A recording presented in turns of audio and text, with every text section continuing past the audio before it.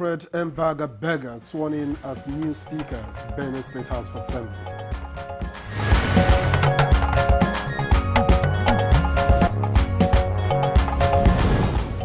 Nigeria Police Force repatriates a high-profile Chinese fugitive.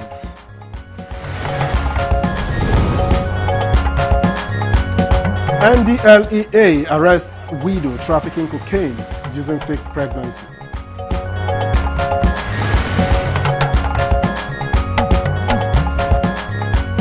And on Good Morning Nigeria today, we shall focus on proposed review of revenue sharing formula.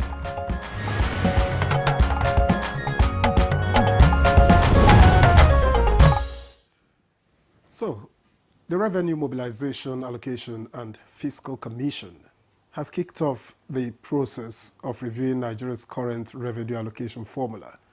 It's a process that is aimed at ensuring equity, fairness and responsiveness to the changing socio-economic realities of the country. Indeed, Victor, and the Commission Chairman, Dr. Mohammed Bello Shehu, described the exercise as a constitutional responsibility that has become imperative in light of Nigeria's evolving social, economic and political landscape. Now, Jumbai, would you believe it that the last time a comprehensive review of the revenue allocation formula was done was in 1992? That's quite a long time. And with subsequent modifications through executive orders from 2002 to date.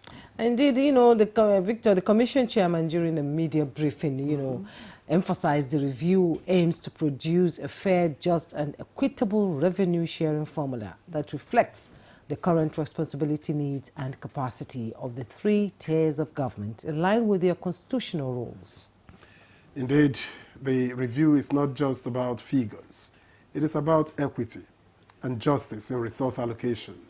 And on this note, critical stakeholders ranging from the presidency, the National Assembly, down to the state government, ALGON, the judiciary, and civil society, the private sector, will all be consulted to ensure the new formula is data-driven and reflective of Nigeria's current economic realities. Now, currently, the revenue distribution stands at 52.68% for federal, 26.72% for states, and 20.60% for local government, while a separate formula for value-added tax, VAT, which is 15% federal government, 50% state, and 35% local government areas. And let's not forget, before all that sharing begins to happen, 13% of revenue from natural resources is set aside for all producing states.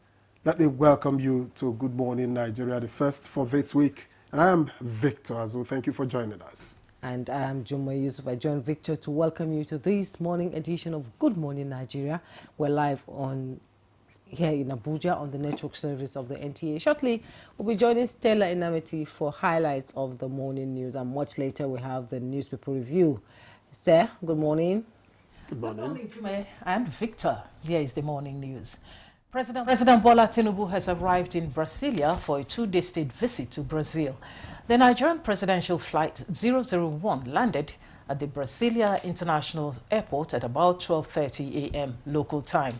While in Brazil, President Tinubu will hold a bilateral meeting with his host and attend a business forum with Brazilian investors. Senior officials will explore opportunities to strengthen cooperation and sign agreements and memoranda of understanding with the Brazilian government.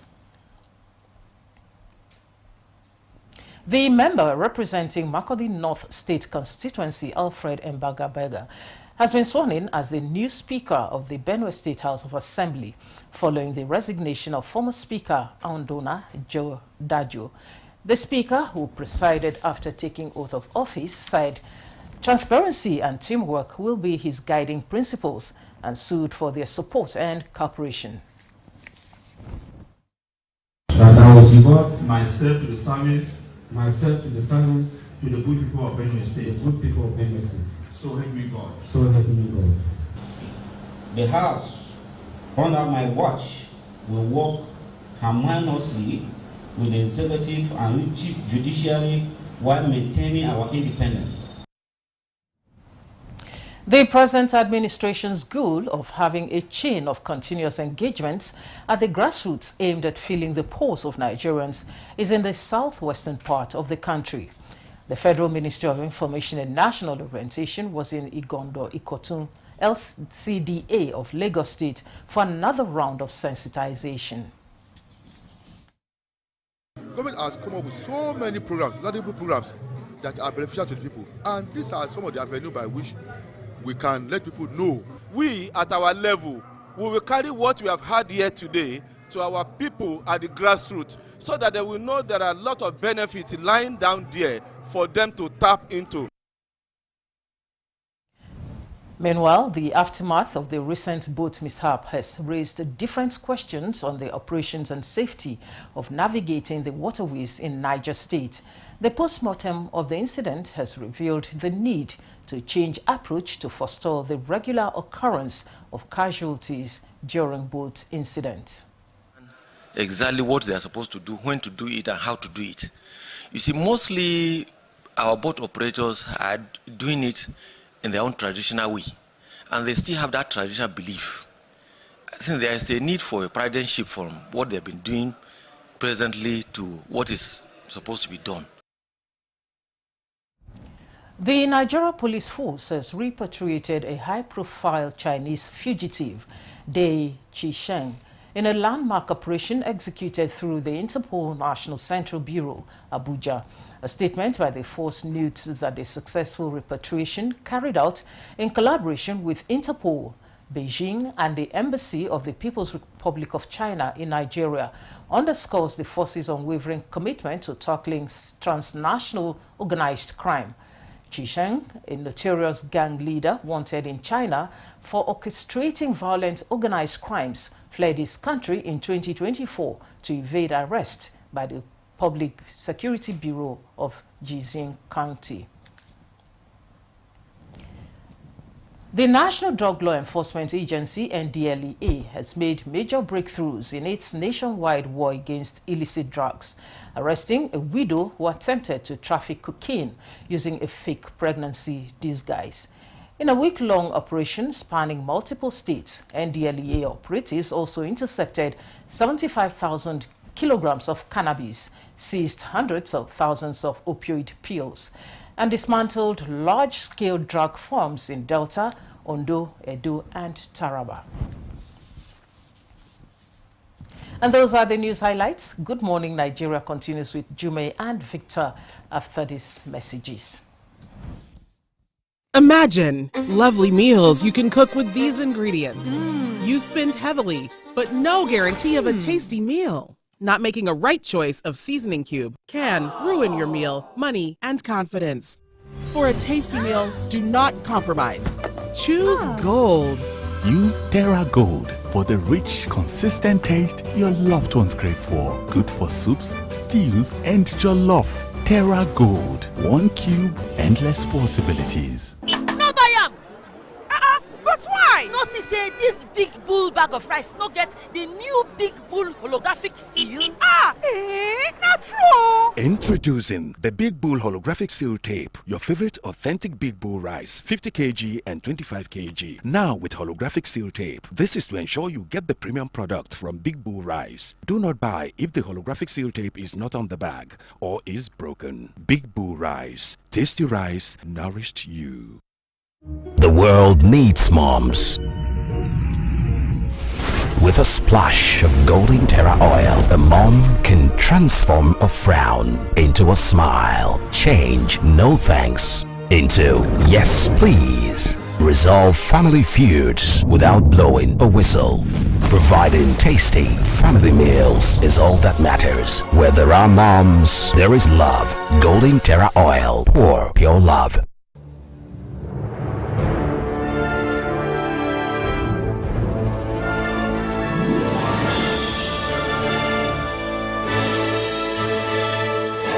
TerraCube is available in beef, chicken, jollof, and crayfish flavors in 50 cubes Saver Pack and 100 cubes Super Saver Pack. TerraCube, Unwrap joy, unleash taste.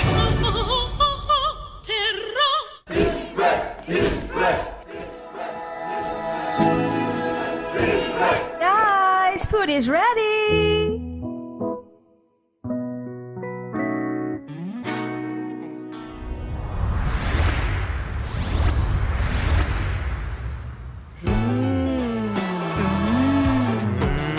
Suitable for jollof rice, stew, spaghetti, and yam portage. Cooked to impress. Good, tasty food is worth living for. Worried about your oil every time you enjoy your favorite meal?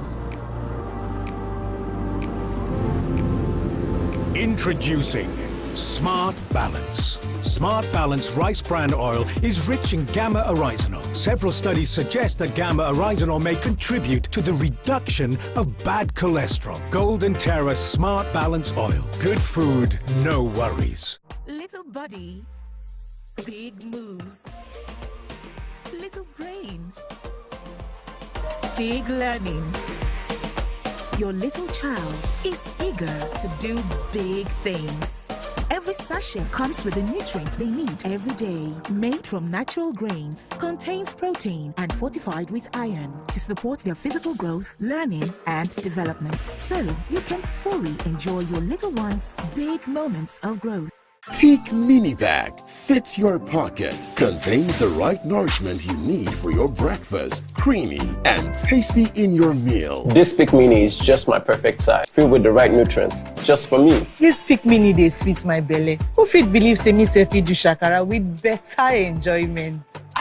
Enjoyment. Now this kind of breakfast I want the top now. Enjoy the Peak Mini Bag. Breakfast for you. Peak. Reach for your peak. You're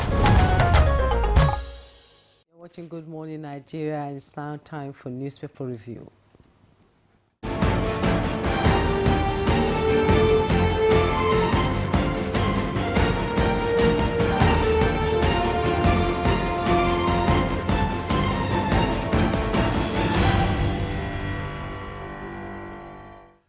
Right, and papers in hand. Chukwudi Okoli-Ogbaja is ready for newspaper review. Good morning. Morning, Victor. How was the weekend? Well, uneventful for me.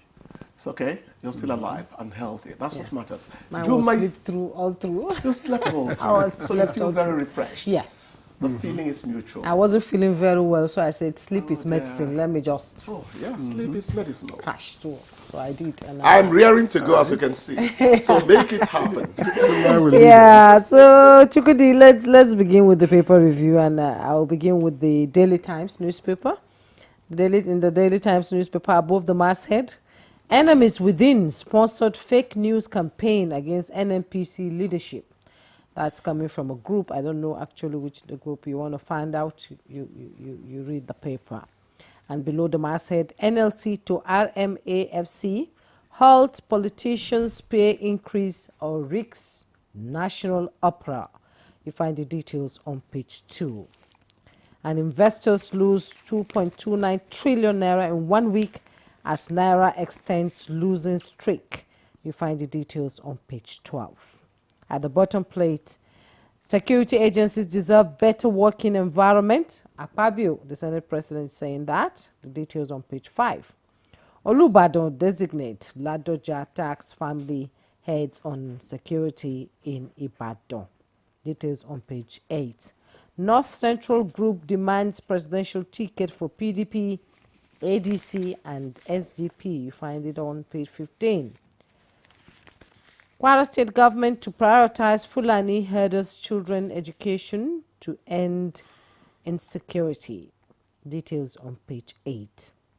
And Delta 2027, Omo Agege urged not to run against Oporoveru. That's on page 7. Let's quickly go to the Business Nigeria, and above the masthead, we have 10,000 jobs created in Lagos as Sanwo-Olu launches Oluremi Tinubu-led hub. Details on page 2. Atiku vows support for ADC's 2026 presidential nominee. You find the details on page 2. And below the masthead, Farmers lament as fertilizer prices soar, threatening crop output. Details on page 2. The headlines: controversy trails RMA FC's 105 billion naira 2025 budget, with rider 32 times higher than 2024 allocation. Find the details. And stock market loses 2.3 trillion as investor sells shares. Find the details in the paper. Recapitalization, bank share could slash investor returns, analyst warn. And Nigeria steady at non-bank outshines FPIs. It's there. And FG said 60% debt limit in new 3-year plan. You find the details all on page 2. Victor? All right, thank you, Jumai. I have the leadership here with me. And just above the nameplate, Nigeria, South Africa should forge economic partnership. That's according to Malema, a South African politician. Below the nameplate, DMO projects single-digit inflation by 2027. You can find details on page 7. And in what seems like the major headline here, mixed reactions as Sultan says justice become purchasable commodity. The poor are becoming victims of this kind of justice, while the rich commit all manner of crimes and walk the streets scot-free. That story is on page 4. Just above that, also on page 4, is in that tiny strip, Rivers residents split over Fubara's anticipated return.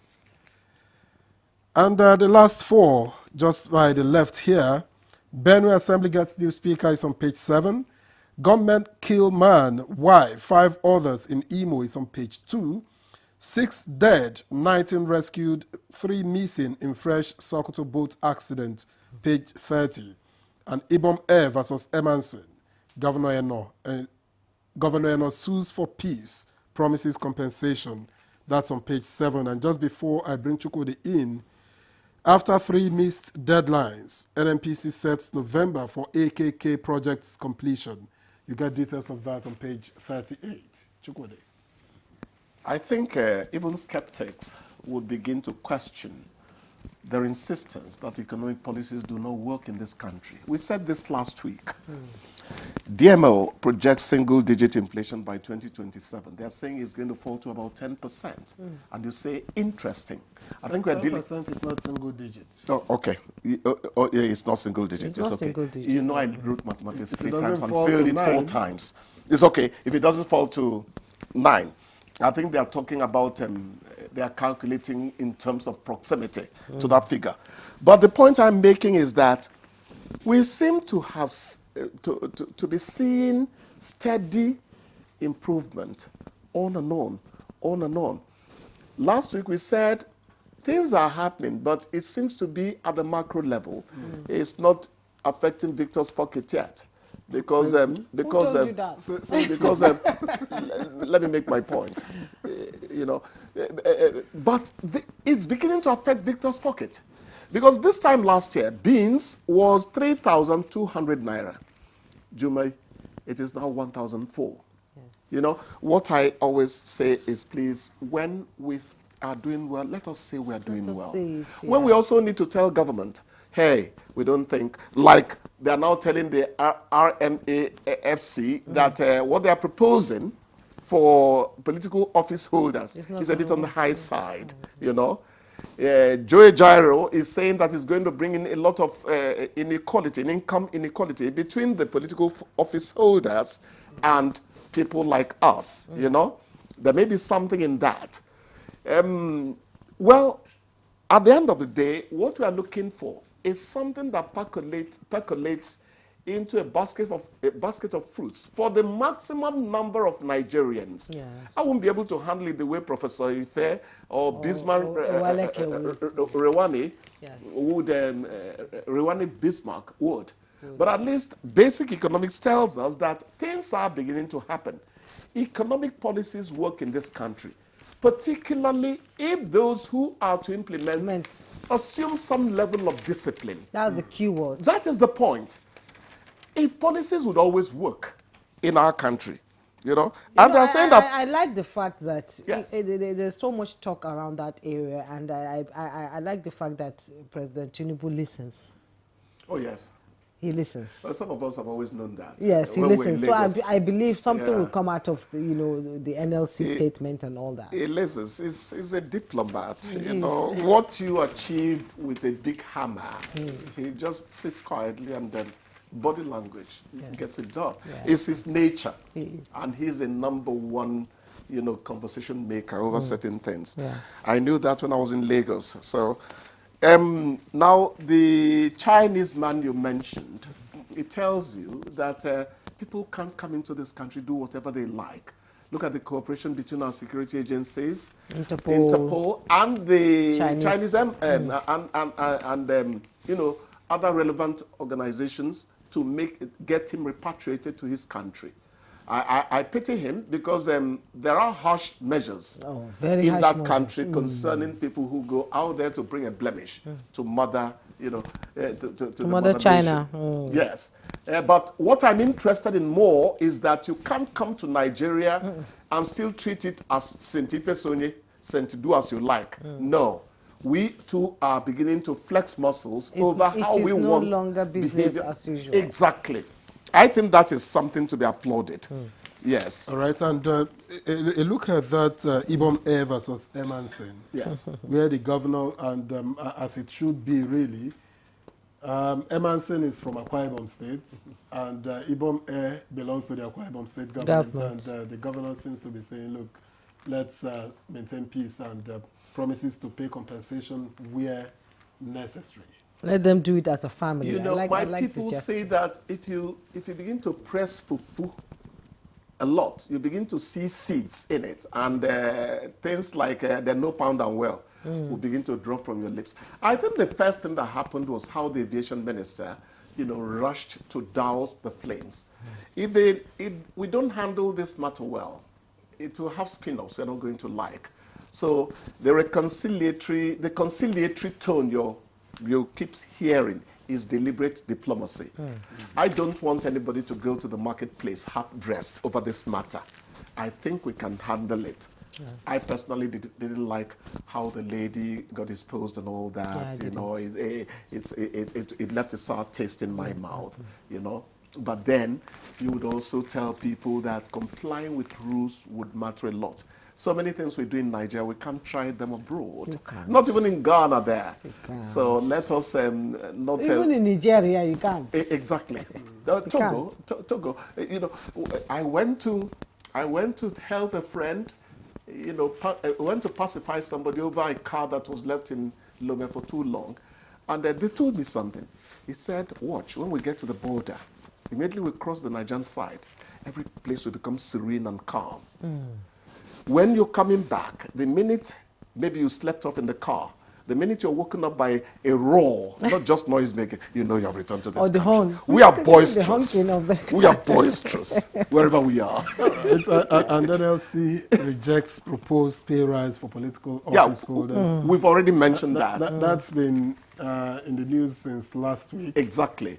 We've mentioned that. So the bit I want to add to it is that somebody is actually warning that the kind of expenditure they are projecting for the future, 105 or so, is 32 times larger. Yeah, that sounds unbelievable. I think there's a disconnect somewhere.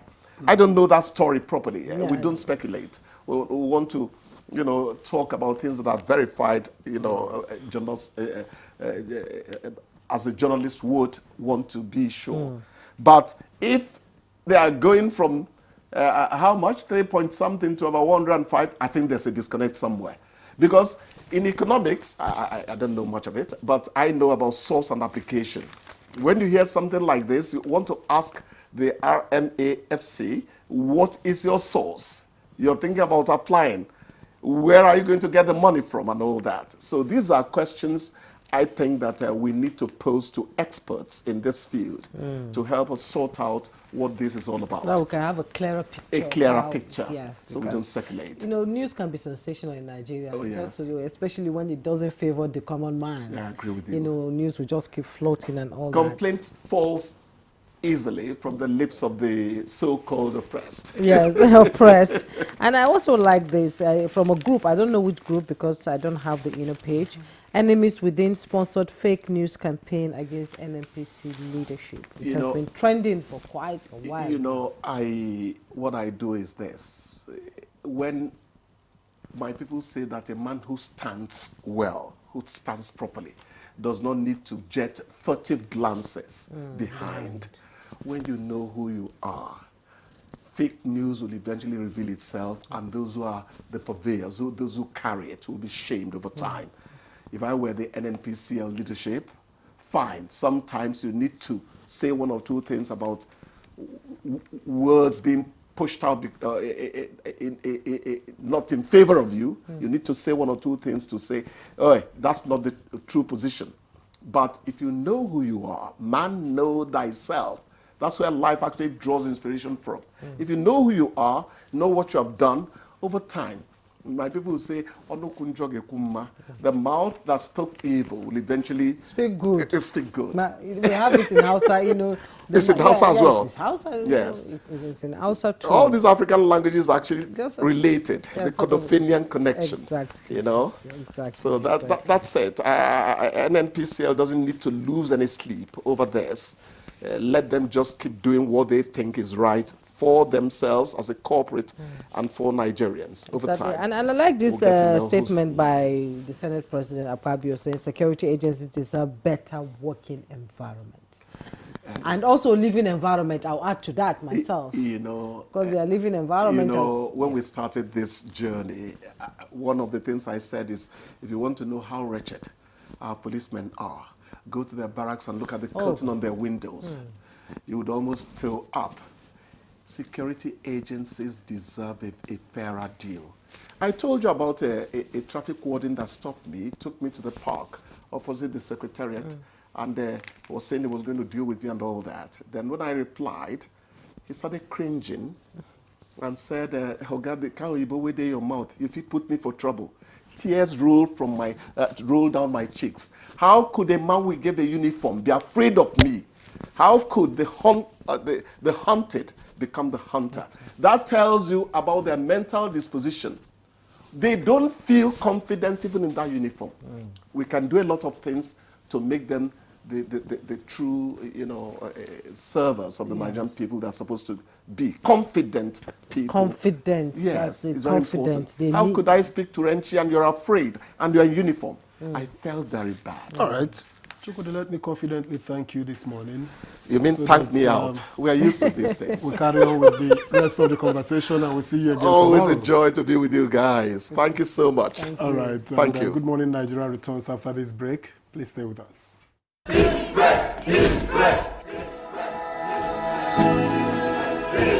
Guys, food is ready.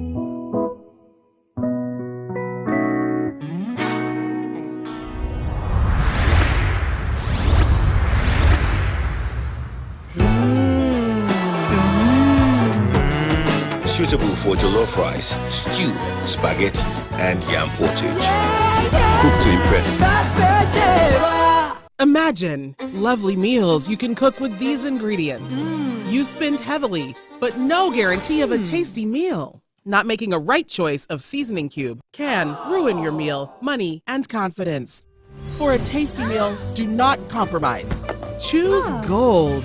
Use Terra Gold for the rich, consistent taste your loved ones crave for. Good for soups, stews, and jollof. Terra Gold. 1 cube, endless possibilities. Confidence is important in life's little moments. Strong teeth can help, even if they get her into trouble sometimes.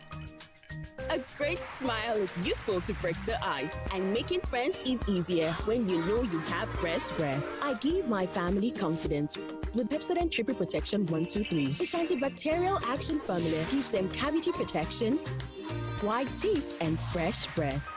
The confidence of 3 toothpaste in 1. Pepsodent Triple Protection 123.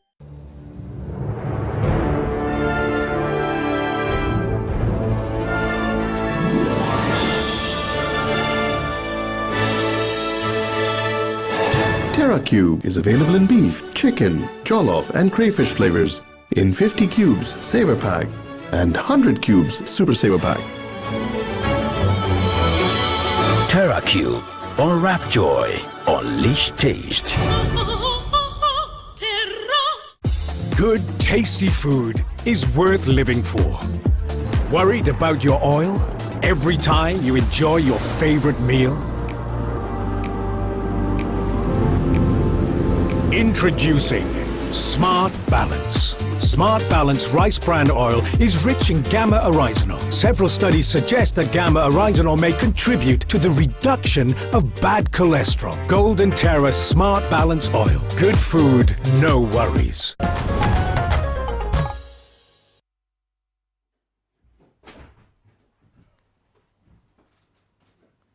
You're welcome back, and you're still watching Good Morning Nigeria. And just before we bring our guests to unpack this topic, our conversation on proposed review of revenue sharing formula, let's take this background report by Ibrahim Belogunda. The federal government has set in motion the review of Nigeria's revenue allocation formula among the federal, state, and local governments that 3 years after the last major overhaul. The review seeks to produce a fair, just, and equitable formula that reflects the constitutional responsibilities, financial needs, and capacities of the 3 tiers of government.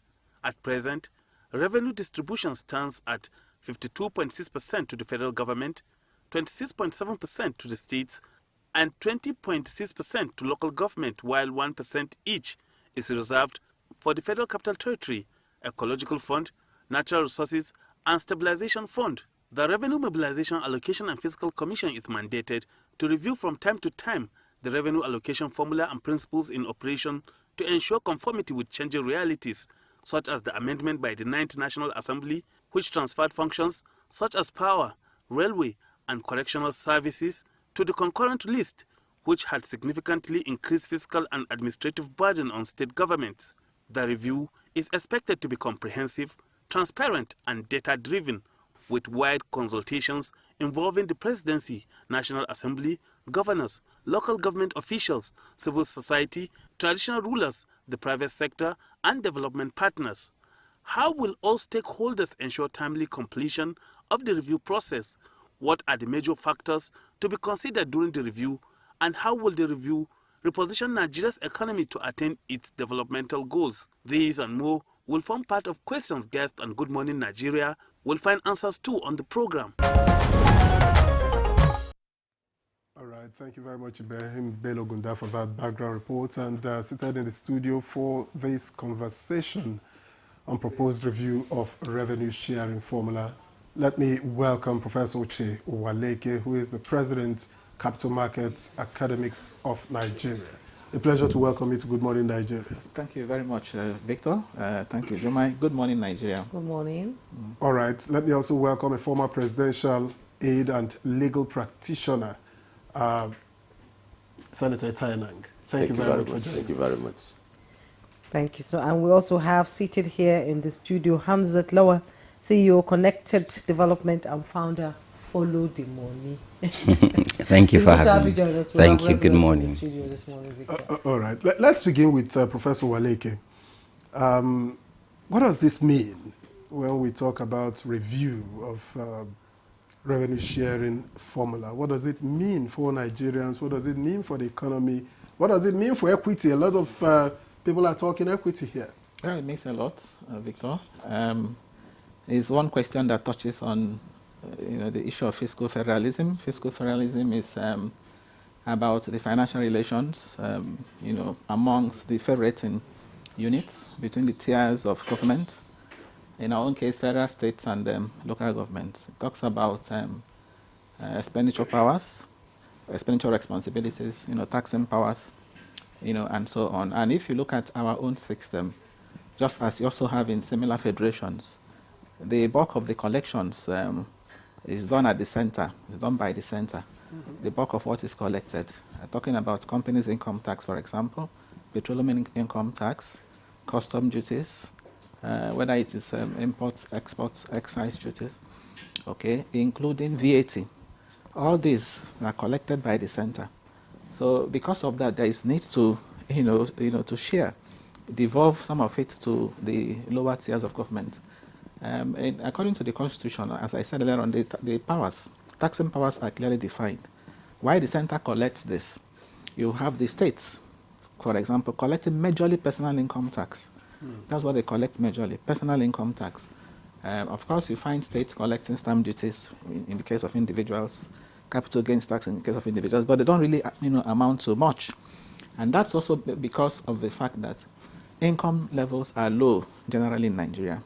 Unlike in South Africa, where personal income tax, amounts to much, in Nigeria it doesn't. And the states are the ones collecting, personal income tax, except for residents of the FCT, and then, of course, those ambassadors and so on who are in the FCT. Okay, the local governments we know collect tenement rates majorly, and all manner of fees and levies, whether it is kiosk, marriage, and so on. So when you look at the fact that the what is collected is more by the center, it stands to reason that when all these things are collected, they should be shared. And it's been an issue. Sharing has been an issue right from time, even before independence. Before independence, I recall after the Richardson Constitution in 1946, we had the Philipson Commission of 1946, to determine revenue sharing. In 46-51, we had the Hicks-Philipson Commission. Okay. Now, at that time, the focus was on derivation. So the regions, north, west, east, okay, controlled the resources. But fast forward to period after independence. 1964, we had the Beans Commission. And after the creation of the states in 1967, we had the Dinah Commission. Now, these commissions now reduced this derivation, and on and on. Abayode Commission came in 1977, after the oil boom. And finally, we had the Pius Okibo Commission in 1980, after the 1999 Constitution. Now, all these commissions, as I said, also try to de-emphasize derivation. It was the 1999 Constitution, actually. It actually increased it to, about 13%. But the question you asked me, the current revenue allocation formula we have today has been on ground since 1992. I'm trying to justify why it needs to be reviewed. Since 1992, we've tried to have amendments that, didn't really work. There was a Supreme Court ruling about 2002, that, modified it to what we have today, such that today the FG, you see the FG getting 52.68%. The states, get 26.72%. The local governments 20.60%. Okay, but if you also look at that formula, the FG doesn't really get 52.68% because 4.18% of that doesn't belong to FG. There is the 4.18% is special funds. Under the special funds, you have 1% for FCT. You also have another 1% for ecology, and you have 1.68% for development of natural resources, and then 0.5% for stabilization. So all those are special funds. They are not for FG. So what the FG actually gets is 48.5%, of this sharing. So now, just as in your background report, clearly stated, now that the states now have more responsibilities, on the concurrent list, you now find, power, for example, railways, correctional services. Now in the concurrent list, they have more responsibility. So it stands to reason that you also push more money, to the state. So I'm trying to say, yes, it makes sense at this point to say we want to review, because as I said earlier on, what we have now has been on since 1992. And in similar federations like India, for example, they do this every 5 years. India has the union, which is the center, okay, the federal government. They also have states. India has 28 states. They have 8 union territories, and they have local governments. And the Finance Commission in India, which is the equivalent of Raram Fakir, also recommends for revenue sharing. So in a nutshell, over there in India, it is every 5 years. Here we have allowed it to linger. So I am saying that there's the justification for the review of the revenue formula, in favor of states this time. More money should be pushed to states, maybe much later. I will now come to my recommendation. Okay. And one factor should be looked into in making this recommendations. Okay, Professor Waleke, thank you so much for your opening comment. Let me bring in Senator Itayanang into this conversation. What is the political implication if states and local governments are able to get more from this distribution of natural wealth, we call it? What is the political implication here? Well, I want to straight away disagree with Professor Waleke. Okay. And I am believing that given the psyche of Nigerians, given the state of affairs, given the issues that are happening in the federation at the subnational levels, more money and more funds should be given to the federal government and not state governments. No funds should be given to the federal government and not local governments. You see, some days ago I had opportunity of making a presentation at a forum, and I said that the psyche of Nigerians is wired towards that everything that is wrong, even in your kitchen, is attributable to Tinubu, to the president, to the federal government. That's number one. Number two, the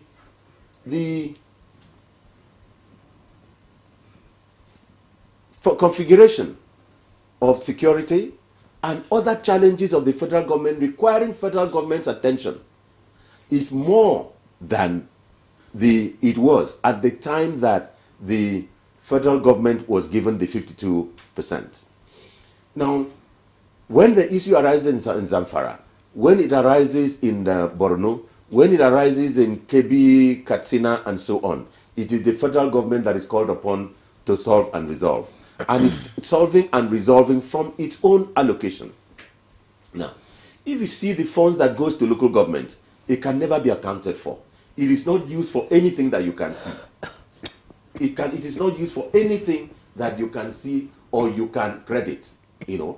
It's like donation to the local government. And I've always used this word. It is kidnapped by the state government, but credited to the local government. Now, let me come to a very contemporary issue.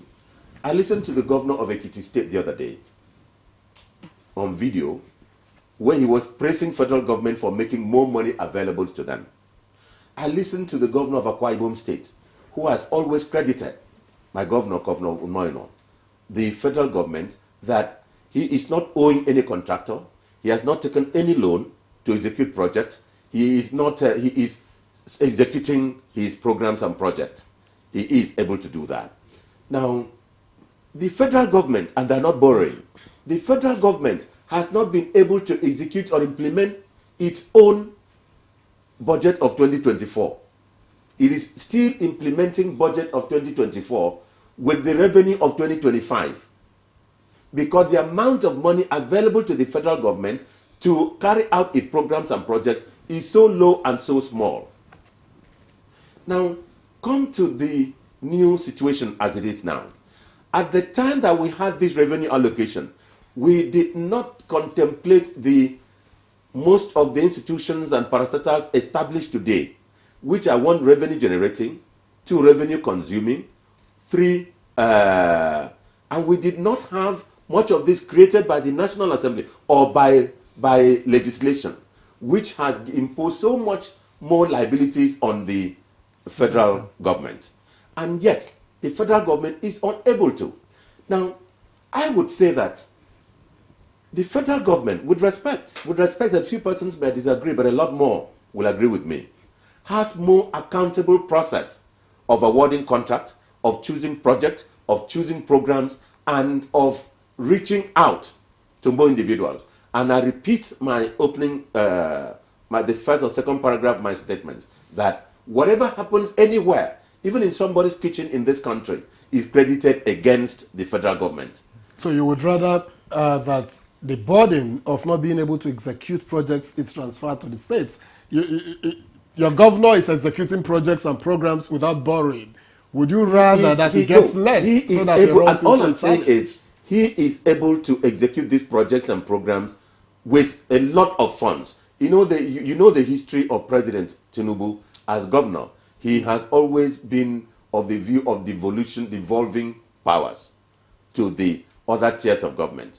But now his government has like become a victim of the devolution of powers to the other to the subnationals, where he has devolved powers, he has devolved monies and funds, but no more money available for the federal government to to be able to execute its own programs and budget. I'm sure we can see the like what we call statutory transfers, the amount of money that goes to the judiciary in the country. Then the recent increase in the salaries and salaries of judicial officers, High Court of the Federal Capital Territory, High Court of the States, High Court of the Federal High Court, Court of Appeal, the Supreme Court, and other customary courts of appeal, and the Sharia Court of Appeal, and all of that. And then with all this, salaries increased at about over 400-500%. It is all borne by the federal government. You can look at the establishment of the National of the Human Rights Commission. You can look at the establishment of the funds like the Niger Delta Development Commission. Look at the funds of Northeast, Northwest, South, East, Southwest, and other development commissions. All these are funds which the federal government executes from its own share of the revenue. And whatever happens anywhere said is like security is at the instance. The blame is on the federal government, and the federal government has to approve. So there had to be a lot of devolution of monies. I agree to the extent that we have devolved powers, given some responsibility in terms of railway, in terms of power. Service. It is not responsibilities that we've given to those states. It is the right to participate. Because in the former situation, in 2002, in the House of Representatives, I led one of the panels when we received the first review, the request to Southwest, And in 2007, 2008, we also tried, in my third term in the House of Representatives, for revenue to get revenue down to the states. To review this revenue allocation. I think that is when Alhaji Tuko was the chairman of Revenue Mobilization, Allocation and Fiscal Commission. I think it was under the Obasanjo years before when Tuko was, and I remember I credit him for how strong he was as chairman of RAMFAC.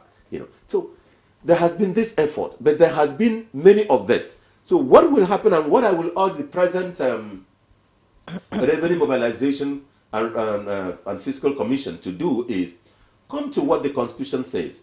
You shall take care of the account of the population, the functions of each arm of government, and the cost of collection. Okay. And then let them come up with the challenges of each arm of government, what they each spend on what. Like Prof has said, the special funds, 1% to the Federal Capital Territory, the other percent state that what goes to the cost of collection, what goes to ecological fund.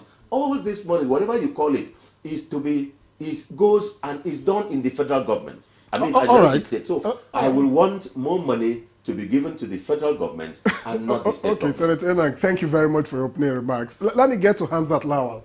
Now, well, it's one apiece. One here, one there. I don't know where you belong. I don't even know if RAMFAC indicated the tilt of the review, whether they are going to tilt it towards the federal government or tilt it towards the states and local governments. I'm not sure if they have said that. No, I think they haven't at all. At the heart of Senator Enang's argument is the responsibility and what they use the money for. So you do follow the money. How can citizens follow the money to be sure that the monies are judiciously used?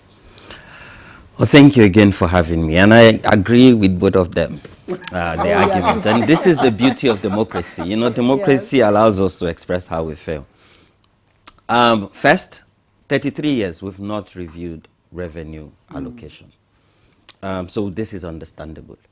But I think that we have to be careful, because we cannot continue to do the same thing and expect different results. Again, let's look at history. And I like that Prof had taken us through history. But why did Obasanjo refuse to ascend to the revenue formula? Why did President Jonathan and even late President Buhari, God bless his soul, all of them, there was a point where Ramfak approached them with a new revenue formula, and they all declined. So why now? Yes, a lot of power have been devolved, to the state and local government, and we must commend the president, and particularly the Supreme Court ruling. But then when you look at also the implementation of this ruling about taking powers, to local governments, I think first is, I'm of the opinion that more money should go to the local government, not the state. Because again, the state governors cannot account for what they're receiving, and because they can hide under immunity. So a lot of time, when you even write them freedom of information requests on specifics, and mind you, this federal government have given them a lot of intervention funds that are grants, mostly grants. And a lot of time, when you approach them, when you further scrutinize them, they would not give you knowledge or information on how these monies are being utilized. Our councillors and local government chairmen, they don't have immunity. And you see, we must change the narrative. Senator Enoch talked about everybody calls Tinubu, calls the federal government. And this is not supposed to be so. Yeah. How can we take powers to the grassroots? Yes, local government autonomy would take powers to the grassroots, but they've not taken financial powers to the grassroots.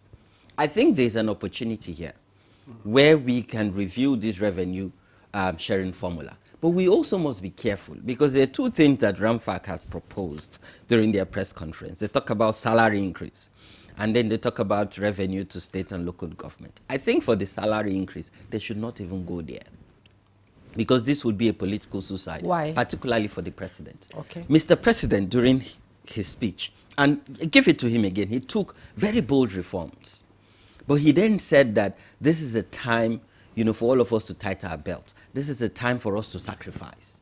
So we believe that Mr. President must also lead by example, by sacrificing. Because if Ramfak is proposing to increase his salary, because his salary and that of other, executive and legislative members are nothing to write home about. But again, it is their own, duty to join us in this sacrificial moment, because the entire country is currently going through a phase. And I believe that the leadership of the country must also show example. But if you say, let us review, this sharing formula, and let's take more money to local government, and also ensure that we hold them to account. Mind you, the Nigerian Financial Intelligence Unit have a policy that local government, or even state and local government, when you're disbursing resources above 500,000, it must never be withdrawn. You must ensure it move from account to account. If we can ensure that we implement that policy and give more money to local government, then we can then do money trail and follow the money and ensure that these monies are actually going to where they are meant to be utilized. A lot of local government cannot undertake capital projects. A lot of these monies are still in joint account between state and local government. And I agree, yes. When you pay this money into those accounts, the state governors sort of just hold this money and get the chairman to sign that they've released this money, or they've been disbursed this money. So again, this is timely. 33 years, we must review, we must have this debate. But what's important is we must be sensitive to the reality of the Nigerian people, and ensure that there is robust conversation, there is robust feedback. And I think there's an opportunity for the National Orientation Agency. Where's their voice in this whole conversation? Because if we continue on this trajectory, everybody will continue to blame and hold the federal government to account. And I agree, the federal government have, robust accountability mechanism. When you look at even the laws, and when you look at even, processes on ground. Today, when you look at even procurement, the federal government have robust implementation. And when you also look at the Freedom of Information Act talked about disclosure. The federal government discloses more than any other person, because you can see how much money the federal government is disbursing. But when you go to state, you cannot see what they are disbursing or what they are using these monies for. When you go to the local government, it's even worse. Have you ever seen a local government budget? But local government have budgets. They do. They sit. The councillors are the legislative arm. They actually sit. They're supposed to provide oversight function, but nothing. Everything, is sort of silent, and just governors are the ones hiding under security votes, under immunity, and they don't give information. Again, maybe this is a time for us to rejig, because we cannot continue on this note and expect the Nigerian people to enjoy the dividends of democracy. Let's take some of this headache to the state and the local government, particularly the local government, because that's where you have the bulk of the electorate who are waiting to enjoy the dividends of democracy. Mr. President cannot be doing well, and our governors and local government chairmen are just hiding under the umbrella because a lot of people are always coming back to federal government. Even the states run to the federal. When you even look at the population, how many people are in FCT or in other cities that are prominent? Most people are at the grassroots. They are the local government. So, for me, as much as I agree with the two of them, there's still room for robust debate and conversation. Yes. But let us not increase salaries. We cannot even think about it at this junction. Okay, I like the fact that you talked about accountability and rejigging the system itself. And Senator Enag is saying he prefers the money to be at the center, because most of the time we see state governors running, the subnationals running. When something happens, they run to the center. So, Professor Owaleke, let's talk about the economic implication, for states and local governments if this is done well. Because always we talk about issues like this, implementation always becomes a problem. So, in economic terms, how can the common Nigerian in the state and local government begin to enjoy the dividends of democracy through equal distribution of wealth? Thank you very much, Jumai. I say, listening to Hamzat, all that Hamzat said, okay, tend to lend credence to even my points. Yes, even when he said he agreed with two of them, but his points, were more of supporting, my view. He said, for example, that the people are at the grassroots. One. He also said that let the headache, I want to quote, let the headache be pushed, be moved to states and local subnationals, and let the federal government be freed from that. So when you are pushing more responsibilities to those levels of government, and I agree, they should be there. Look at Nigeria, for example. You have 36 states and the FCT, and you have 774 local governments. That is where the action should be, the grassroots, and not at the center. And that is the argument that supports pushing, more money, to states and local government. Now, again, looking at other, similar federations, I cite India because we are very close in terms of what they do there. 41% of what is collected at the center, they also have central taxes. 41% is what is devolved, to states. Here we are sharing 26 as I mentioned earlier, 7.2 to the 36 states, and the 774 local governments are taking 20%. I am saying that it should be a lot more, but in pushing that more money to these subnationals, okay, we shouldn't just just for the sake of giving them more money. There must be accountability. Increase. No, what I'm even saying is this: if you look at the current structure, as I said earlier on, you have some funds that are ring-fenced. You have the special funds, which are also meant for the states, but they have not been put there. They're not shared, when the sharing is being done.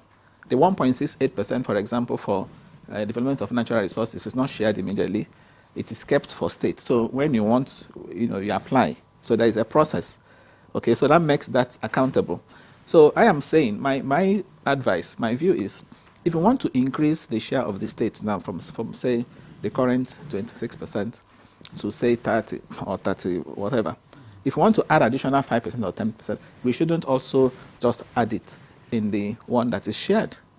Okay, we should put it in the special funds, component, such that when the states want it, they will also apply, and it will be clear what they want to do with the money before you can release the funds. So that should be under special funds. Maybe we can call it infrastructure fund, or we can call it human capital fund, so that you know that when they're assessing that, they're going to use that for infrastructure, they're going to use that for human capital, education, health. So it is tied to specific projects, as opposed to simply increasing, because when you increase the share, okay, you can't really say, hold them and say, you must use these funds for this. Now, coming back to the point that distinguished, made, remember we are talking about federation accounts here. Federation account means the ones that enter the center. Now, the federal government has two major sources of, there's one from Federation account, there is also from the FG's independent revenues. Okay, so the government is not only relying on what comes from the Federation account. All right, so the increasing, by saying that you want to increase what also goes to them, that will further reduce what you are sharing to the subnationals. And mind you, if you come to think of it, the FG has more leverage in terms of even in generating funds or raising money. In terms of borrowing, for example, the FG has an upper hand. The FG can, go in and take foreign loans, for example. States cannot easily take foreign loans.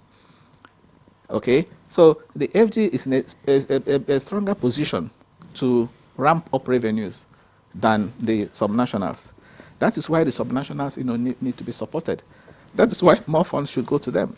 Now, Part 32D, paragraph 32D of Part 1 to the third schedule of the 1999 Constitution as amended, specifies the functions of RAMFAC, clearly. 5 major functions of RAMFAC. The first one says monitor accruals to and disbursement of funds to the, from the Federation account.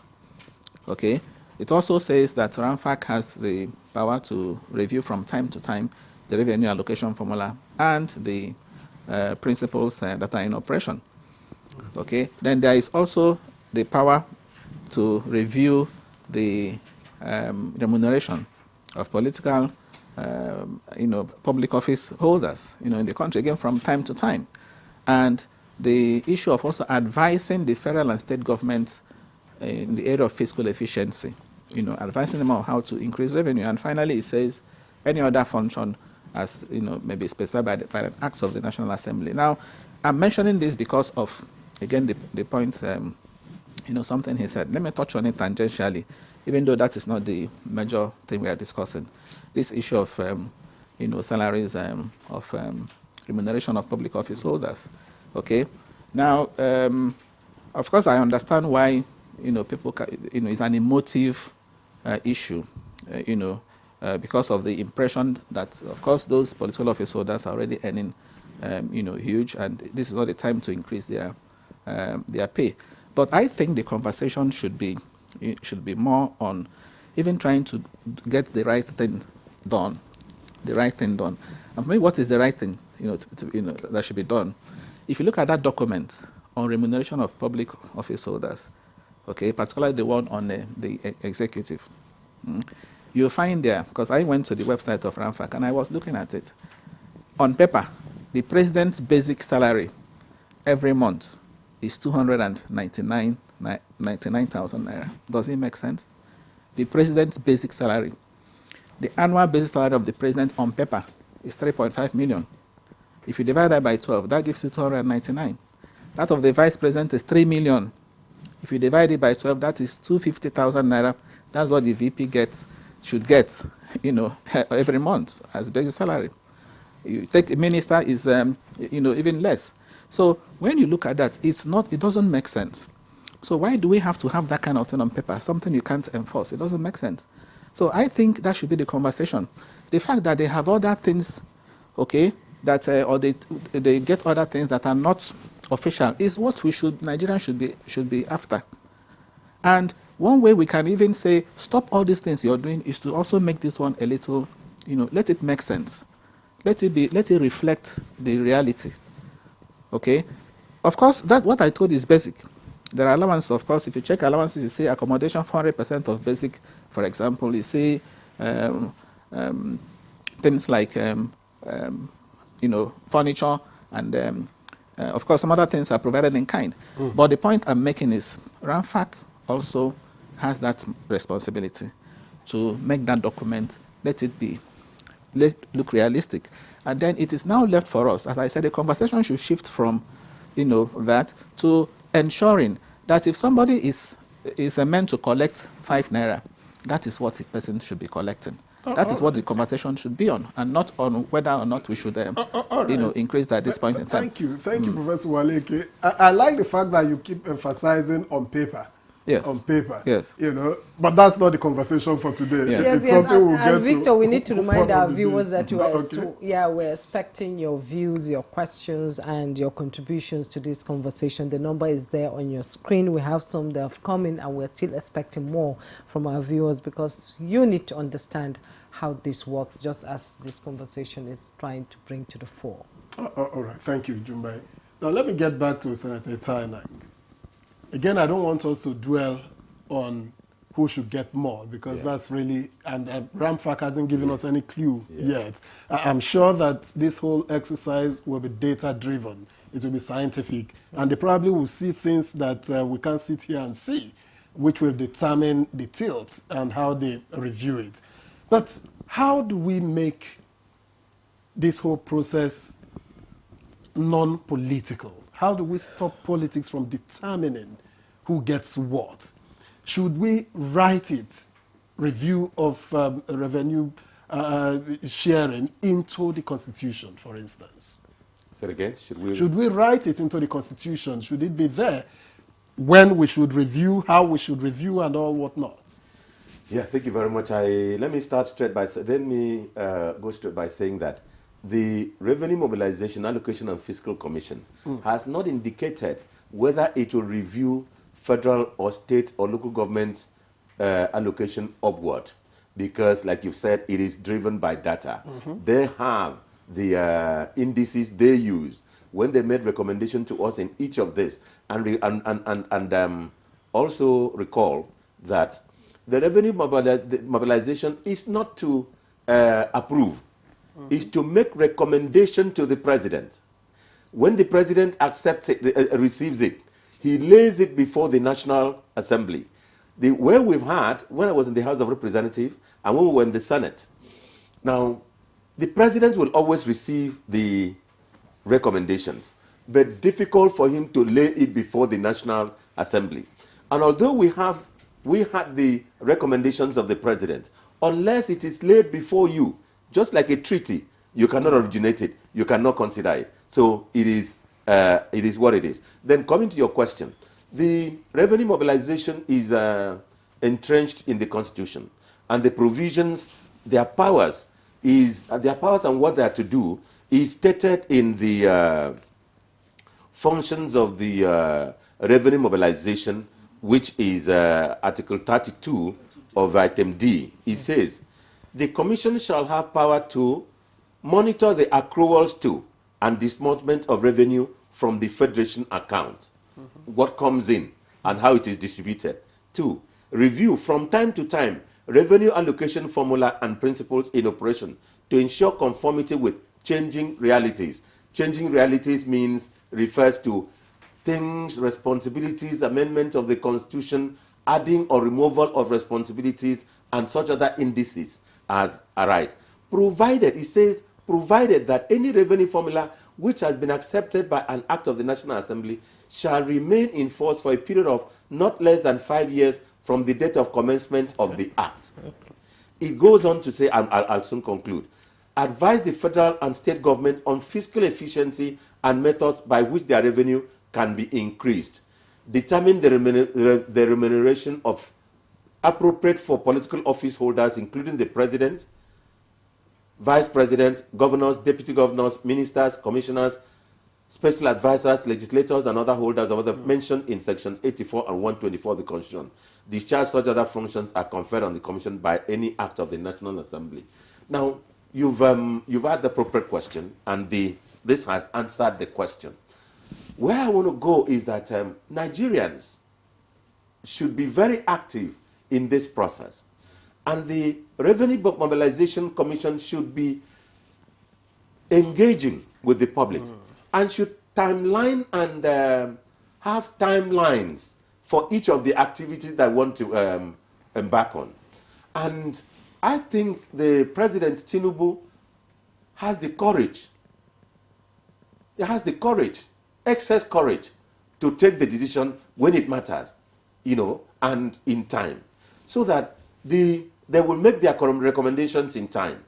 They will do the data gathering in time and then present it in time for the president. And the president will have adequate time to consult again with members of the public and engage with the legislature before it is finally agreed on presenting to the National Assembly.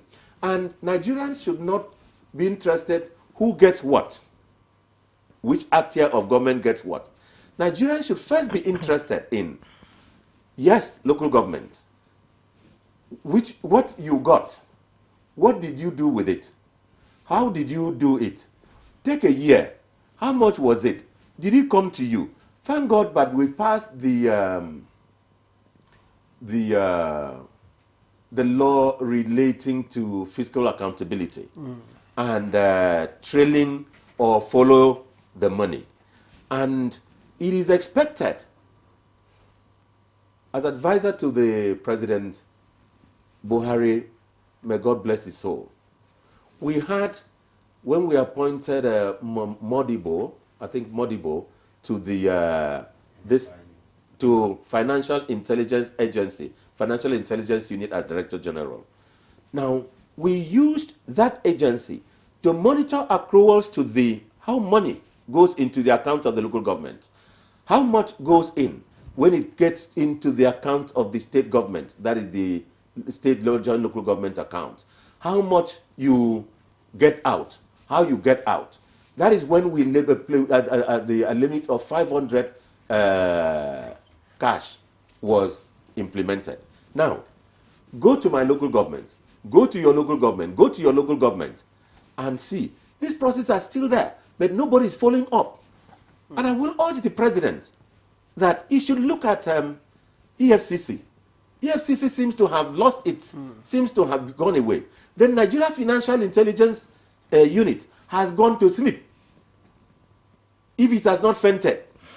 Because if it has not, all this question of I have received money from my local, from the governor has given me money. Oh, he has not given. The governors have not given monies to the local government. But none of the local governments will come to tell you that they have not received. But then there is a trail for the money. There is the account of the local government. If money goes in there, it will be open that it has gone in. To reflect. It will reflect. So it is not this thing. So it is the collapse and the fainting of the Nigerian Financial Intelligence Unit. If they are alive, let them show Nigerians 1 month. Let them give one local government example where they have worked. It is not enough to take office. You must perform the functions of that office. A lot of people take office, they do not, just to be Oga, they do not go read the law that established that office to know what it was supposed to do. So I accuse the Financial Intelligence Unit NFIU of what they are. Let me not use the word so that NTA does not take responsibility for my mouth. Yes, thank you so much. You raised a lot of pertinent questions, Hamza, let's talk about the mechanisms, that can be put in place, to ensure accountability in the use of increased funds, of the subnational and the local government. Because, like he said, it's not just getting into office. It's not rocket science, actually. Yes. It's been done in other climes and it's working.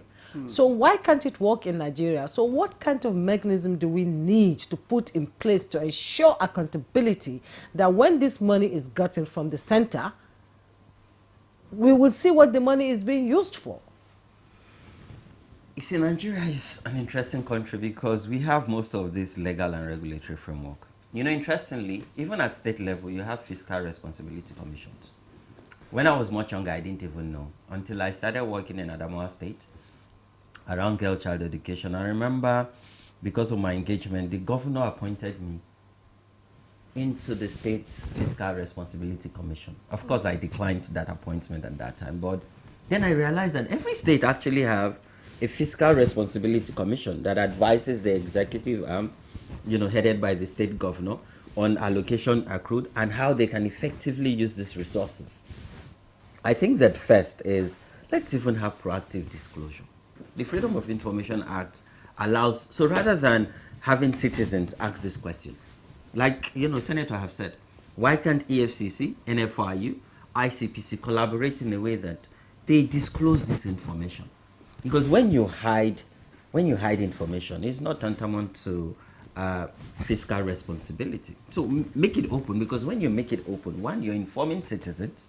Two, you're also putting, these public officials in check that, this information is out there. Citizens can ask the right question, and then you'll be found wanting if you try to divert these resources. So I think for me, let's proactively disclose it. Let's implement some of these policies and laws we already have on ground. Because if citizens are aware, they're informed, then we can practically reduce corruption and even maybe end corruption. That's why NDU comes in. In our own time, yes. Indeed. So, yes. So, again, is how do we ensure that, and I agree, when you look at, the act that established RAMFAC, maybe we must stipulate, and maybe the National Assembly during this constitutional review process, let's put a timeline. Because 33 years has created this gap. 33 since 1992.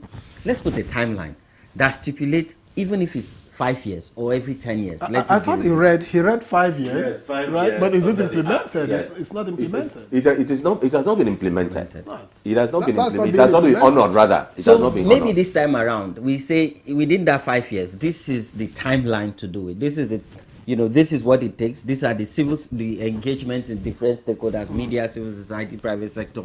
This is the timeline the president have after he submitted. And there's a timeline before he now approached the National Assembly and presents it. And also there's a timeline for the National Assembly to consider it and send it back for presidential assent. And if the president refuses to assent, there's a timeline for the National Assembly to veto the president. So let's have it clearly stipulated. One thing that beats me most of the time is, Nigerians don't know anything that's going on until it's there on the pages of the newspaper, like this increment now. Shouldn't, be a referendum? Talk to Nigerians to get their views before it is out there, before it is put out there. Not being aware of what is going on is really not really a good thing for a nation like Nigeria, don't you think? I agree. Information is supposed to be our most valuable currency. And that's why you see now fake news, misinformation, and disinformation is thriving. Because there's no readily available information or data that would inform how we think through government policies, how we also add our voices, to government policy and ensure that we shape how the dividends of democracy will get trickle down to the grassroots. So I think there's an opportunity here. Again, I call the National Orientation Agency. Yes, I know their leadership is relatively new, but this is an opportunity here, to work with media, with civil society and experts like this on how to, beyond RAMFAC. Because you see, Nigeria, our approach is always, reactive. And this is not good for our But democracy. they also need funding to do that. Well, again, you see, the thing about funding and, ensuring that the government has an agenda is when you take initiative. The Nigerian people will be the one to add their voice and demand that you get funding. All right. Thank you, Hamzat Lawal. Okay. Okay. Why the thing is only because it's in the news, that's why Nigerians are getting to know. I think what RAMFAC has done is simply to signify their intention to commence. It's not as if they have commenced. I was at the press conference that the chairman of RAMFAC addressed, and he said that this is what they intend to do. And as a matter of fact, that is even why the thing is out in the open. They intend to do that to review, in line with their mandate, to review the revenue allocation formula. And he also said clearly how they intend to do that. They are going to engage. They are going to consult. They're also going to use a lot of data. The National Bureau of Statistics, was also there. They use a lot of data, and they're also going to benchmark, peer countries and seminar federations. So he also gave a timeline, during that press conference. He said they intend to complete this process between now and December, such that, from next year, the submission to the president and the other processes, can continue. So it is just that it is commencing now. That is why you are getting to hear to hear about it. All right, thank you, Professor Waleke. Yeah. Let me get back to Senator Itai Nang. I'm wondering, as part of the issues that should be determined when doing this sort of review, should oil-producing states continue to get more, or should non-oil states also get, the lift in No, this review. and before you answer that, my producer is saying we should read the text messages that came in. Oh, so okay. I'll put you on pause there, and let me read the ones I have. He said, Ugo Daniel said, proposed review of revenue sharing formula, local and state governments are at the grassroots and sees all that happens to the people before the federal government, so they should have more allocation. That's from Ugo Daniel. And Arabika and Paul from Life Camp here in Abuja said, the review of the sharing ratio of the collective revenue is a serious concern to Nigerians. Periodic reviews should be put in place, reduce FG involvement in state and local government development, and the government should seek for more source of revenue generation. And Imoge Peter said, my opinion is that sharing formula is not a problem. The problem we are facing is corruption. Capital punishment should be put in place to fight corruption. And Dr. Nasir Bello from Gombe said, good morning, Nigeria. 1992 to date is about 33 years, and the rapidity of changes in responsibilities and the need for fairness and balance phased out the current formula. Therefore, every president is supposed to have his own different formula. So what do you think? In response to his question, what do you think? Your question was whether the oil-producing states should keep having more, or should the non-oil producing states have more, right? Yes. The country, the constitution does not provide for oil-producing states. It doesn't provide. It provides in section 162 for derivation for minerals. So minerals include oil, include solid minerals, and all mineral, all derivatives of it. So the people in Nasarawa who produce and have a lot of minerals are entitled to 13% derivation. Just like the people in Akwa Ibom, Rivers, Bayelsa, who produce oil, who have oil, are also entitled to 13% derivation. Now, so I think that what we should think is not just increase in the amount of money. It is how the money is used. I was myself, Senator Ododoma, and Senator Emmanuel Iborosien, and two of our colleagues in the from Delta and so on, were very instrumental. We worked very hard in making sure that the onshore-offshore dichotomy abolition was enacted into law and assented to. And this made money available for onshore and offshore oil to the oil-producing states. The oil-producing states were to use the derivation fund to develop the oil-producing areas, to take away the agitations, as it were. But go to Delta states and ask what has been done with Osopadek. That is or Desopadek, Delta State Oil Producing Area Development Commission. I think it worked for only 5 or 8 months. After that, it became a political instrument. So they do not give the money to the commission in the state. They have even tried by even having a commission. States like Akwa Ibom go to Rivers, others don't have. And so when the governors receive their allocation, they do not give distinction as to what is derivation fund, which ought to be used in maintaining and developing the oil-producing areas to sustain peace in that area, so that the additional 3% of the local that comes from PIA will be an additional. They do not take the money. We are having so many disappearing islands due to exploitation of oil, because when you take oil from the ground, it gives a vacuum. And as much oil you take from the ground, the islands on there will sink to go. Yes, there are so many islands in my place, in Akwa Ibom, that no more exist. Not many. Go to Efiadimbo. Have one of the lawyers who practice in my law office. A very senior person today. He doesn't have a village again. The village his father and his mother were born, where they were buried.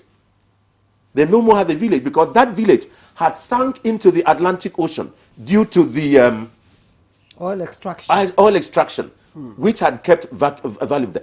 Now, these people from that location have now come, and when you have crisis of land and so on in the beaches, in the areas here, because they don't have a place again, they now come to struggle for where that's it. Now, you also have climate change, which is also taking more land.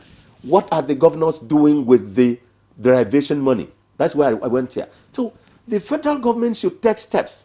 In addition to the Niger Delta Development Commission, in addition to the South-South and Southeast and all the Southwest Development Commissions, in addition to all these other commissions, which they should make sure that each of the states dedicates the monies from derivation, whether it is oil, whether it is solid mineral of any nature, to the development of these areas to solve development.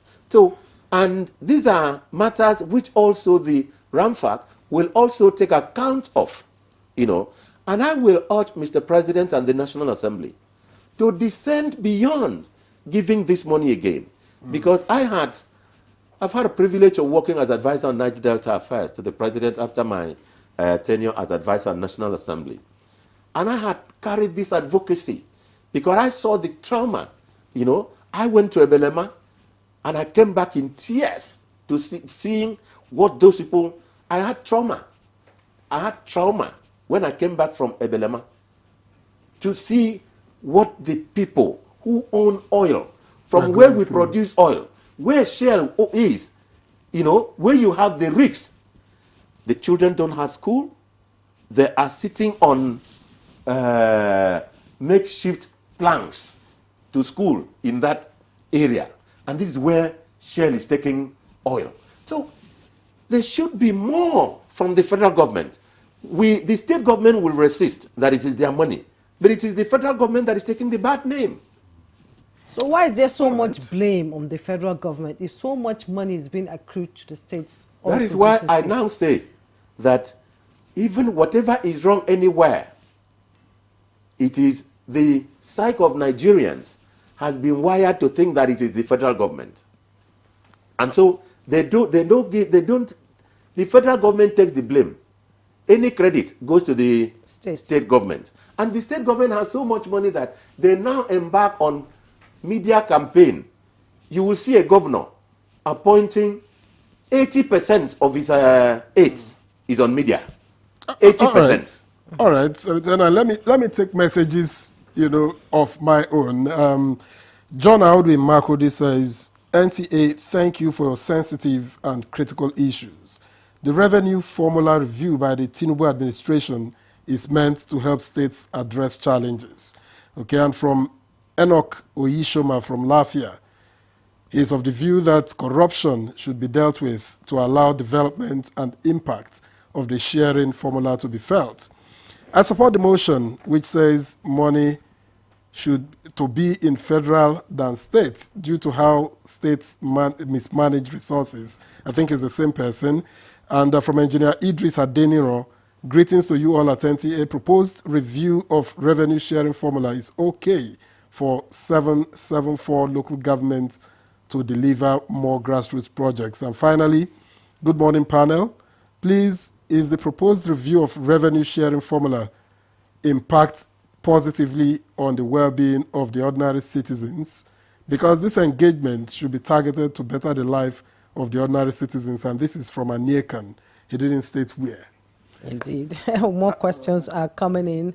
We'll take a break now. Yes.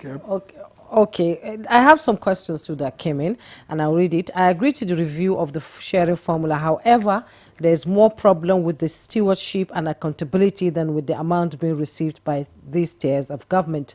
Now, we have more money occurring to state government through FAC monthly allocation. We want to see accountability. That's from Dr. Peter Agunloye.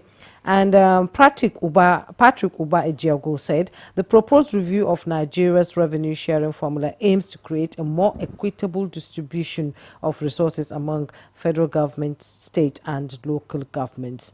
So you wanted to say something? I was saying that talking about accountability and transparency, it's unfortunate that we keep relying on international bodies to, tell us what to do. I served as finance commissioner in my state, and I recall that during my period, we also tried to be transparent and accountable, on the back of the World Bank, SafeTAS program. The World Bank at that time was implementing the state's fiscal, transparency and accountability and sustainability, program, SafeTAS program. That's, required states to publish financials, required states to, publish, make your budget, participatory, required states to also even implement, some debt management, reforms. So a lot of states, were doing that at the time, because we had incentives from the World Bank that said if you did that, you got this. So they had this disbursement linked indicators, and we tried to follow that. And now it has ended. That program has ended in 2023, and they came up with a SEBA, another one they called SEBA. Now I am saying that you see the FG2, okay, should also have a way of ensuring that states, local governments, subnationals, okay, become transparent and accountable without really relying on international bodies.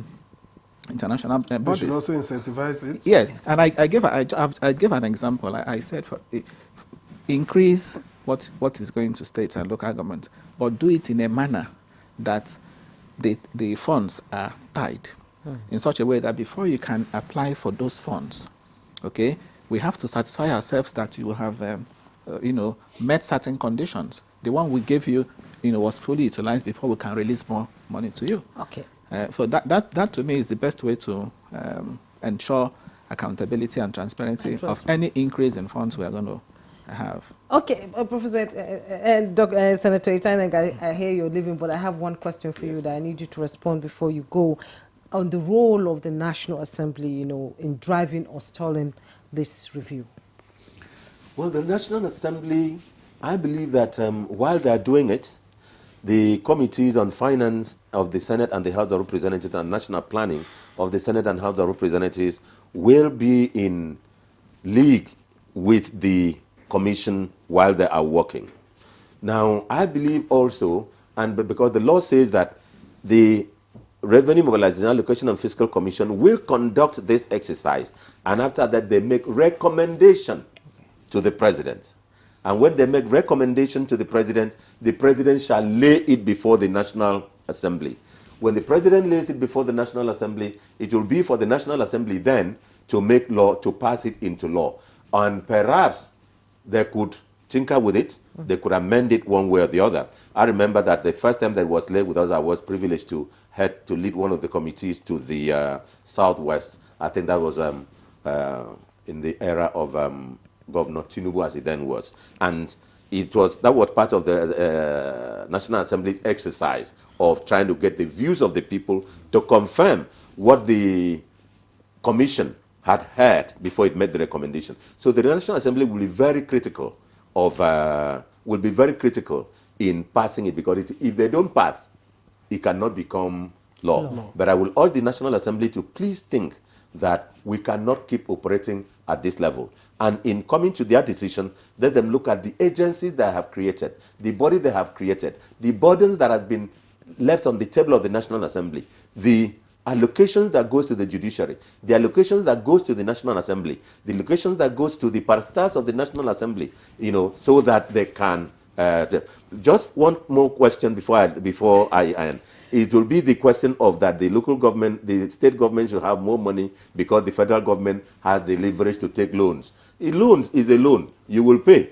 And if the state government wants loan, the federal government will also guarantee it and they take because they will pay. So it is not a justification. And I still say, given the responsibilities of the federal government as at today and the psyche of Nigerians, the federal government should have more money Thank you very much. Oh, Senator Itainang, thank you so much for your contribution to this conversation. Thank you You'll very be going too soon, actually. Former presidential aid and legal protection. I appreciate you. Thank you very appreciate your much. time. Thank you so very much. much. We'll continue this debate, maybe. Yes. Thank you very So much. we'll take a break now.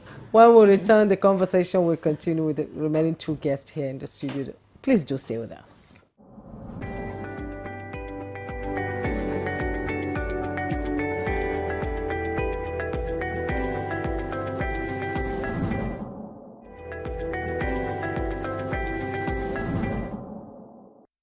We can change the narrative about Nigeria. You know, when people talk about Nigeria, they talk negatively about it most of the times.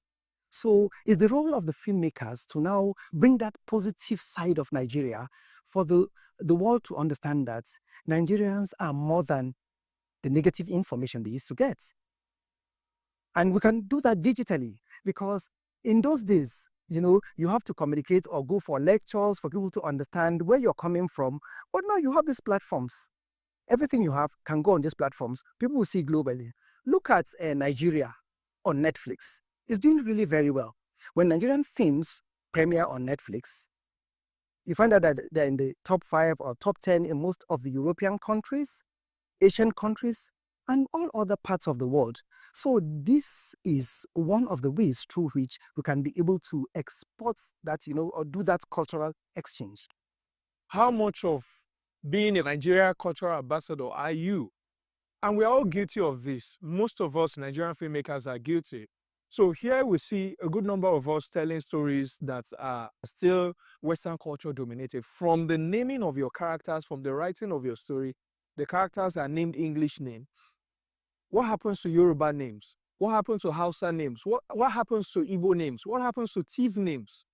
What happens to our cultural epic names? Oh, they say, but they will not be able to pronounce it. Oh, leave that to them.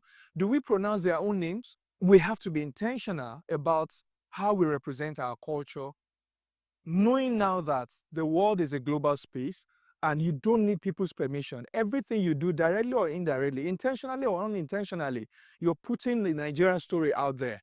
I think we should begin to make conscious attempts at creating our own streaming platforms. So we thank God for giant streaming platforms like Prime Video. We thank God for giant streaming platforms like Netflix and the rest of them. But what happens if today or if tomorrow we come up with our own Nigerian Netflix?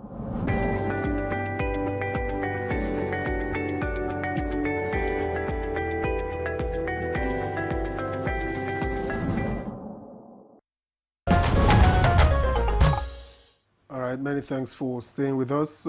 This is Good Morning Nigeria. If you've just joined us, and we're on the network service of the NTA. We've been discussing the proposed review of the revenue sharing formula. And left with two guests, Hamzat Lawal and Professor Uche Waleke.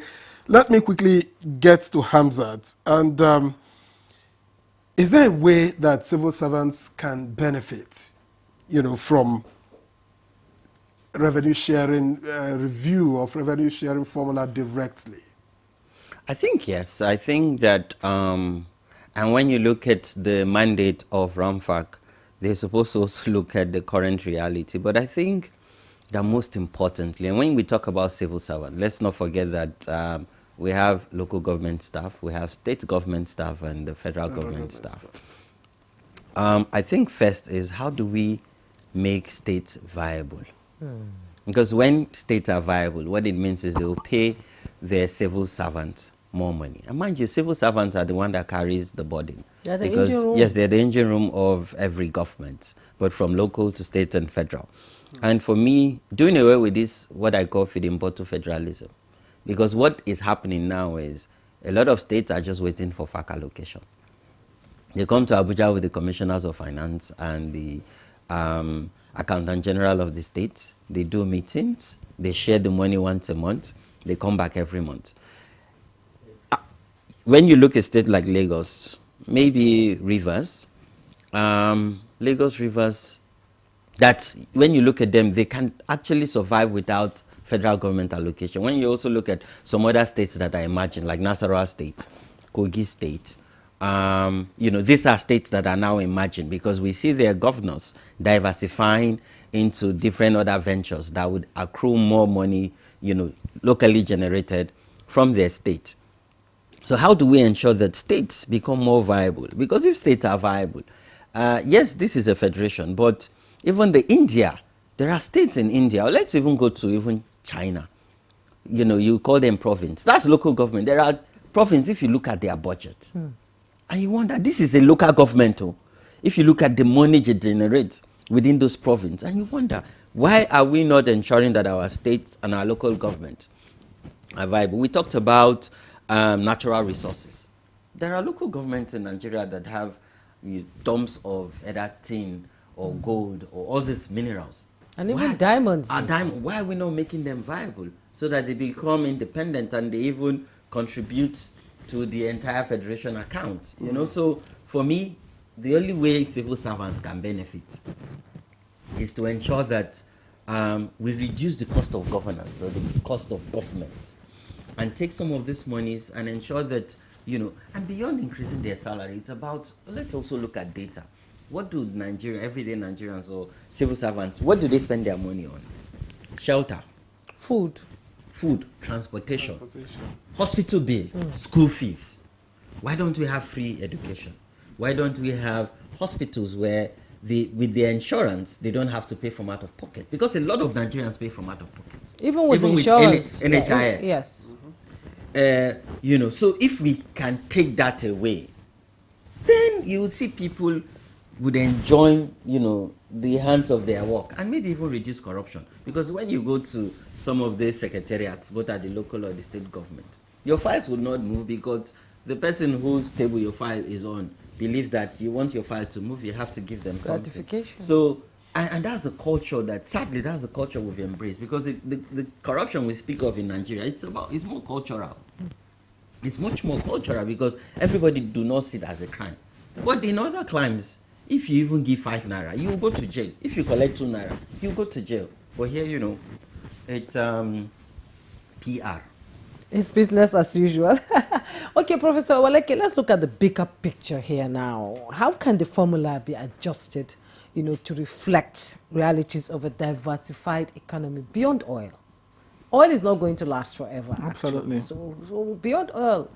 Yes, it's something I've been saying. At the risk of repeating it. For me, the best way to do this allocation and also ensure that people benefit, which is the ultimate, is to ring-fence the increase. In 2022, there was an attempt to reduce, if you saw what they did in 2022, they tried to also reduce that of the FG from 49.8% to 45% in 2022. That was a recommendation at the time, and then increase that of the state from the current 26 to 29 in 2022, the one that didn't fly. So even when Victor was saying we don't know the tilt now, okay, from every indication the tilt is going to be to devolve more to states. If we use that as yardstick, what happened in 2022? So if there's an agreement to increase, as I said, instead of increasing the states, for example, from 26 to 30, you don't show that increase, because once you put that increase on the formula, okay, it means you're going to share it. So the best way is put the 5% in a special fund and say this fund is for human capital. Once you say it's for human capital, it means if you're assessing it, it must be for education, must be for health. So the issue of, for example, expanding the health insurance coverage of citizens, residents of your state, can be addressed. The issue of free education. So that money, you're using it specifically for education and for health, and to reduce people's out-of-pocket expenses in relation to education, in relation to health. For me, that's the best way to go about this. Now, you also, come to remember that I also think that they are going the whole hog. It's not just the vertical formula they're looking at. They're also going to look at the horizontal. The horizontal formula is the one that talks about how the money is now shared among the states. That says currently you have equality of states, taking 40%. Okay, because you want to, of course, encourage balanced development across states. So, by the way, equality has always been there, right from the time of Abayode, 1977. Equality of states currently is 40%. Then you have population, 30%. Then you have the social development factor, 10%, the one that talks about your efforts in the area of education, number of schools, number of beds in hospitals, that's social development, 10%. That one is just 10%. Then you have land mass and terrain, 10%. And then finally, IGR effort, 10%. So that makes 100%, the horizontal formula. Okay? So what I will recommend is finding a way to increase the percentage for IGR effort. Because when you increase that, it will also serve as an incentive for these states to ramp up their IGR, to have less reliance on the federation account, knowing full well that if they increase their IGR on the basis of that criterion, on the basis of that they can have more money. So it's an incentive. So the RAMFAC should, again, in looking at those principles and looking at the criteria, should consider increasing the percentage, 10% percentage for IGR. And even possibly also see how they can also increase slightly the 10% percentage for social development factor, reducing maybe the percentage for population, because just as we all know, we don't have any accurate data today with respect to population of the country. So reduce that one, since it's going to be data driven, reduce that one and put the percentage in these other ones that I've mentioned. I think that would be a very fair and equitable way to go about it. And if we are talking about having the impact on the common man, which should be the ultimate, okay, for me, these are the critical things we should be looking at. All right. Thank you, Professor Waleke. Come to think of it, Hamzat Lawal, is a new formula likely to directly reduce poverty, for instance?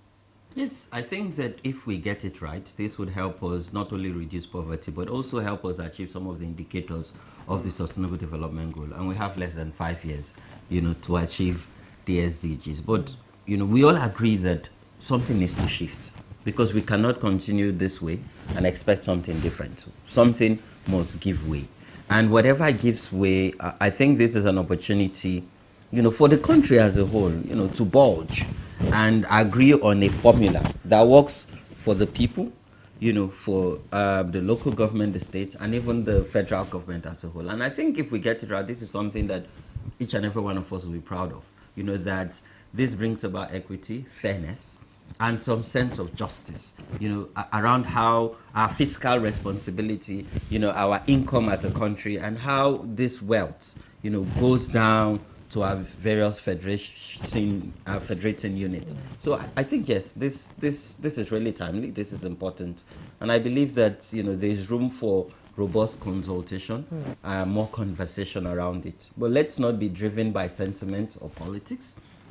This can be political, this has to be based on data.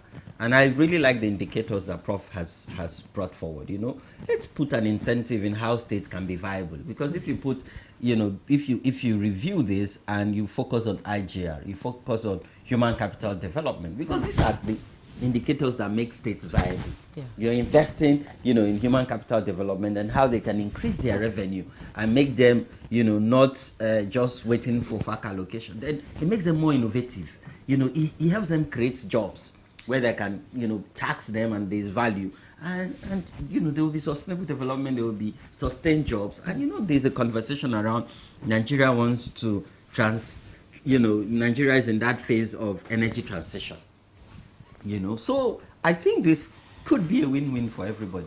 And the fact that Mr. President is bold to take this kind, take transformational decisions. So I think this is timely. I'm sure we'll be getting a response from the president, based on people's speculations about this review. Now let's look at if, I'm not saying it's going to happen, if, it is poorly managed, this review, and some people say it can worsen corruption and also regional inequalities. Professor Waleke, yes, what are your views on that? Yes, and I'm happy you added that that condition that in the unlikely event, right? Yes. Unlikely event that is parliament. I don't.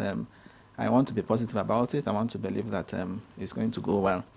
But of course, if it doesn't see the light of the day, just as we, the previous ones, of course, it's not going to, go well for the country in terms of, the fiscal federalism, that I mentioned.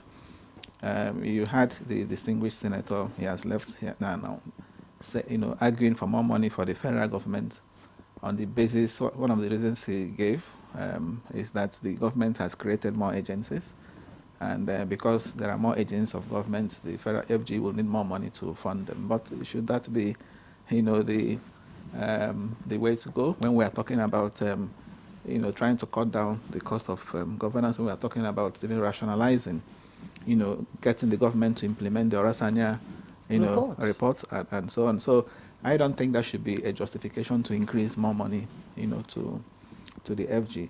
And then there is also I'm also happy that even the president himself is in support of this devolution. I think he's even a champion of, one can describe him as a champion of even the fiscal federalism we are talking about. Otherwise, he wouldn't have supported the financial autonomy bill. Of local governments. Yes, local governments in the first instance. So I have no doubt that is something that is supported. But I will also want to see a situation in which, yes, the other side of it, we have been talking about accountability, a situation in which the Fiscal Responsibility Act of 2007, which is currently undergoing amendment now, is further strengthened to include enforcement powers. Okay, as we speak, the Fiscal Responsibility Commission does not have any enforcement power. Okay, of course, the FRC is meant for the federal government and also for the states, even though we know that a number of states, or states are also supposed to draw from the FRC and also have their own. Yes, I can tell you a number of states, have, but there are still states that don't have, fiscal responsibility laws. And even the ones that do have, a number of them, have yet to operationalize them. Okay. So that's the challenge. So it's important that the Fiscal Responsibility Act is amended, is strengthened, we put in place, enforcement powers and also sanctions. Ditto for, if you also look at the RAMFAC, I just gave you the RAMFAC Act. There's nowhere there that it talks about enforcement or sanctions. All right, Professor Waleke, thank you very much. As we round off this conversation, we're talking a lot about accountability, and that's the basis of the arguments on both sides. Is there a role for technology in tracking allocation from Abuja down to other tiers of government? Because if there is such a mechanism that works, then we'll probably begin to see the dividends of democracy, as we say. And I want to also add transparency and monitoring framework. Yes, there's role for technology, because our world is rapidly changing. Now we're even talking about not only big data, but artificial intelligence. And I think, yes, if we can imbibe technology in all of this, it will go a long way. Even if you look at the payment platform from the Office of the Accountant General, it's technology-based. I think government just needs to be more open and make themselves easily accessible and be proactive when they open it. And yes, accountability framework, and Prof talked about some of this World Bank framework. I think as a country and as a people, we need to also set our own standard and our own framework. So we don't have to wait for the World Bank, incentive drive framework that once the money is finished, then we go back to the norms. We should have our own framework. We should also have a way of checking ourselves, not waiting for Transparency International to also, release some of this data. Why can't we have a framework that we check ourselves and say, if we're doing well, what are the gaps? If we're not doing well, why are we not doing well? What are we learning? Because as a country, we're doing so much, but we're not documenting this learning. There's no structural M&E framework. where we can take data from and say, we need to, strengthen this part, we need to do more on this part, we need to scale on where we're doing well. And I think that's the gap, we're currently facing as a country. Let's have our own framework. Let's have our own framework. If you don't mind, before you wrap up, let me seize the opportunity to call on Nigerians to support this ongoing efforts by the RAMFAC in reviewing the revenue allocation formula. If they are carried along too, actually. Yeah.